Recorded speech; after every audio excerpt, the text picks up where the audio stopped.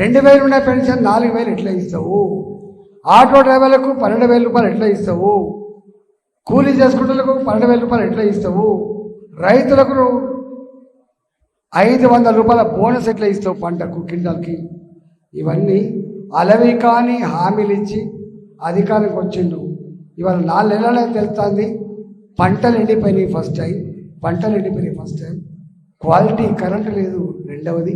ఇవాళ మూడవది ఫైనాన్స్ డిపార్ట్మెంట్లో బిల్లు కావాలని పోతే చిన్న పనులు చేసుకుని బిల్లు కావాలని పోతే కమిషన్ ఇస్తే తప్ప బిల్లు చెల్లించిన దౌర్భాగ్య పరిస్థితి, ఆర్థిక పరిస్థితి. అందుకనే ఇవాళ ఆయన ఏమంటాడు రేవంత్ రెడ్డి అంటే, నాకు మళ్ళీ అధికారం ఇవ్వండి, నా ఎంపీ సీట్లు కూడా గెలిపించివ్వండి, రాహుల్ గాంధీ గారు ప్రధానమంత్రి అవుతాడు, కేంద్రం నుంచి డబ్బు తెస్తా, మీ అందరికీ హామీలన్నీ అమలు చేస్తా అని చెప్తున్నాడు. సాధ్యమైతేగా అంటే వచ్చేది లేదు, సాల్వ్ అయ్యేది లేదు. మోడీ గారి గురించి 2 మాటలు చెప్పిపోతాను. 2 మాటలు చెప్పు. మోడీ గారు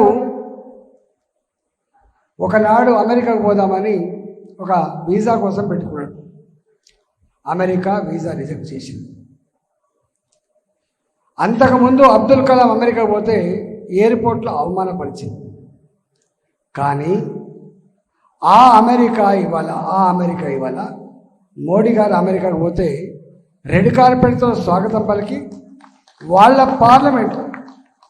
వాళ్ళ పార్లమెంట్లో మాట్లాడుతున్నప్పుడు సెనేటర్లందరూ కూడా లేచి సప్పట్లు కొట్టి, ఇక్కడ జై మోడీ కాదు, అమెరికన్ సెనేటర్లు జై మోడీ అన్నటువంటి చరిత్రకు ఎదిగింది ఈ దేశం. అవునా కాదని చెప్పండి. ఎందుకు ఓటేయాలి మోడీ గారికి అని చెప్తున్నాను.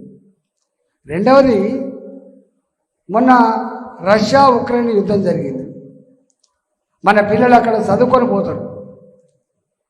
ప్రపంచంలో ఎక్కడ కూడా యుద్ధాలు మొదలైన తర్వాత ఈ పిల్లల కోసం ఒక ఇష్యూ కోసం యుద్ధాన్ని ఆపేసిన చరిత్ర ఇప్పుడు లేదు.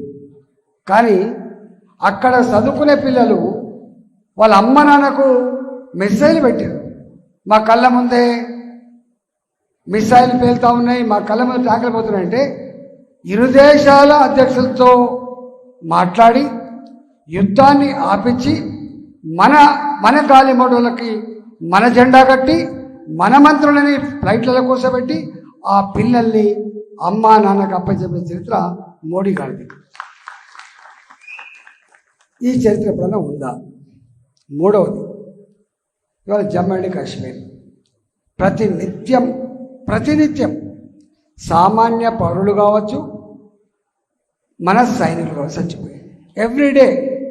మన ఒక డాక్టర్ చెప్తున్నాడు, శ్రీనగర్ హాస్పిటల్లో బుల్లెట్ల గాయాలతో, బాంబు పేలులలో చేతులు కోల్పోయి కాలు కోల్పోయి రక్తం మడుగులలో గిలగిల కొట్టుకొని వచ్చేటువంటి వాళ్ళ సంఖ్య మోడీ గారు వచ్చిన తర్వాత తగ్గిపోయింది అన్నాడు. ఇప్పుడు ఆపరేషన్ లేకుండానే మోకాళ్లకు ప్లాస్మా ట్రీట్మెంట్, మీ ఆర్థోపెడిక్ సమస్యలన్నిటికీ రోబోటిక్ టెక్నాలజీ ద్వారా తక్కువ ఖర్చుతో శాశ్వత పరిష్కారం, ఫ్రీ కన్సల్టేషన్, ప్రతి ట్రీట్మెంట్ పై 20% డిస్కౌంట్. ఈ ఆఫర్ కొద్ది రోజులు మాత్రమే. త్వరపడండి. V9 hospitals 9281465842.